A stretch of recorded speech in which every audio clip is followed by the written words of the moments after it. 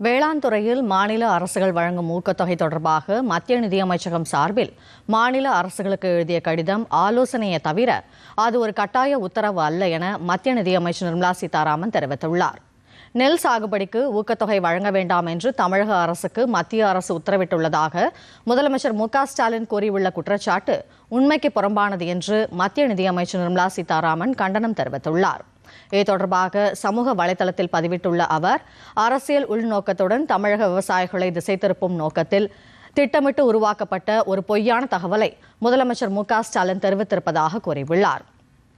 மத்திய அரசு சார்பில் அனைத்து மாநில தலைமை செயலாளர்களுக்கும் அனுப்பப்பட்ட தகவல் என்னவென்றால், மாநில அரசுகள் வழங்கும் ஊக்கத்தொகை கொள்கைகளை தேசிய முன்னுரிமைகளுடன் ஒருங்கிணைக்க வேண்டும் என்ற ஆலோசனையை தவிர ஊக்கத்தொகை வழங்கக்கூடாது என்பது அல்ல என்றும் அவர் தெளிவுபடுத்தியுள்ளார்.